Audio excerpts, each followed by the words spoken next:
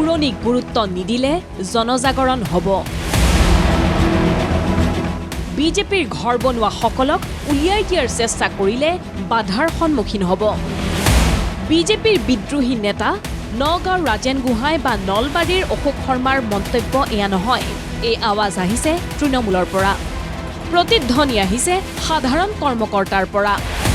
অভিকেন্দ্ৰ ৰহা, জ্যেষ্ঠ বিজেপি কৰ্মীসকল একত্ৰিত হৈছিল শেহতীয়া নিৰ্বাচনক লৈ আলোচনা। পুৰণি বিজেপি কৰ্মীসকলে এজনে আনজনক বুজাৰ চেষ্টা। সেই আলোচনাৰ অন্তত কৰ্মীসকলে সম্বোধন কৰিলে এখন সংবাদমেলৰ। সংবাদমেলৰ সাৰমৰ্ম পুৰণিক অনাদৰ, অসন্মান, অসহনীয়। বিজেপিৰ পুৰণি আৰু জ্যেষ্ঠ কৰ্মীসকলে কৈছে নতুনসকল অতিথি, অতিথিক চাহ জলপান খুৱাই ৰখাৰ দায়িত্ব পালন কৰিলো। নতুন আৰু পুৰণি কোনো পাৰ্থক্য নাই। তেওঁলোক আজি আহিছে মানে তেওঁলোক আমাৰ অতিথি, গতিকে অতিথিসকলক ভালকৈ আমাৰ ঘৰত আমি চাহ জলপান খুৱাই পেলাই খুব স্বাচ্ছন্দ্যৰে থাকিবলৈ দিয়াটো আমাৰ কৰ্তব্য। গতিকে আমি সকলোৰে প্ৰতি আমাৰ সমভাৱ আছে, কিন্তু আমাৰ যেনেকে পুৰণা কৰ্মীসকলৰ নতুন কৰ্মীসকলৰ প্ৰতি সমভাৱ থাকিব, সেইধৰণে নতুন সকলো পুৰণাসকলৰ প্ৰতি দায়িত্ব আৰু কৰ্তব্য কিন্তু থাকিব লাগিব। আদাৰৱাইজ সেই কথাটো নহ'ব। কিন্তু সেই অতিথিয়ে যদি আদৰি অনা সকলক ঘৰৰ পৰা উলিয়াই দিয়াৰ চেষ্টা কৰে তেতিয়া প্ৰতিৰোধ হ'ব।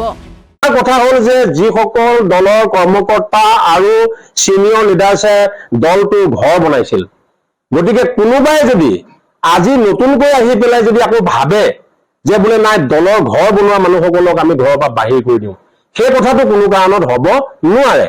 আৰু সেইটো যদি হয় তেন্তে হ'লে তাৰ কাৰণে জনজাগৰণ আৰু জনবিস্ফোৰণৰ সন্মুখীন সেইসকলেই হ'ব যিসকলে সেই ভুলটো কৰিব। সংবাদমেলৰ পৰাই নতুন সকললৈ পুৰণিৰ আহ্বান। নতুনে পুৰণিৰ প্ৰতি মৰম চেনেহ দেখাওক। আমি আহি গলো, পুৰণিক প্ৰয়োজন নাই ধাৰণাটো আঁতৰাওক। আৰু আমি নতুন সকলৰ প্ৰতি আমি অনুৰোধ জনাইছো যে আপোনালোকেও পুৰণি বিজেপি যিসকল কৰ্মকৰ্তা, কাৰ্যকৰ্তা বা কৰ্মী আছে, তেখেতসকলৰ প্ৰতি আপোনালোকে মৰম চেনেহ দেখাওক। আপোনালোকে যদি ভাবিছে যে আমি আহি গলো আৰু পুৰণিসকলক উলিয়াই দিব লাগে, তেনেহলে নহ'ব, তাৰ ৰিজাল্টটো বেয়া হ'ব। গতিকে সেই বেয়া ৰিজাল্টটোলৈ আপোনালোককো আগবাঢ়ি নাযাবৰ কাৰণে আমি অনুৰোধ জনাইছো। আৰু আমাৰতো আপোনালোকৰ প্ৰতি সদায় মৰম চেনেহ আছেই, কাৰণ আমি আজি মৰম চেনেহ কৰাৰ কাৰণে আপোনালোকে দলত বিভিন্ন নীতিগতভাৱে এৰি ল'ব লাগে পাইছে। মনৰ ভিতৰত পাগুলি থকা কথাবোৰ উলিয়াই দি পুৰণি কৰ্মীসকলে আৰু ক'লে একাংশ দুষ্ট চক্ৰৰ বাবে বিজেপি নগাঁৱত হাৰিব। আমাৰ এই দলৰ কিছুমান দুষ্ট বদমাছৰ কাৰণে যদি নগাঁও সমষ্টিত কাইলৈ হাৰি যায় নহয়, তেনেহ'লে আপোনালোকে এটা কথাই বুজিব যে আমাৰ দলৰ প্ৰতিষ্ঠাপক বুলি কয়, বহুত ডাঙৰ লিডাৰ বুলি কয়, তেওঁলোকৰ কাৰণে বিজেপি দল হাৰিব। মই আপোনালোকক ক'লো কথা ইমানেই।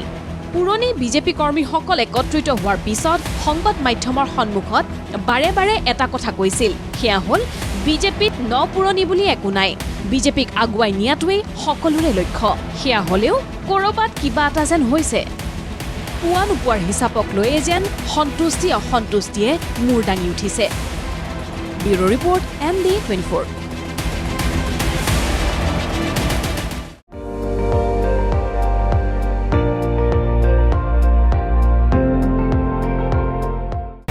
আপুনি চাই আছে ND24, সৰ্বশ্ৰেষ্ঠ নহয় সৰ্বোত্তমৰ দৌৰ।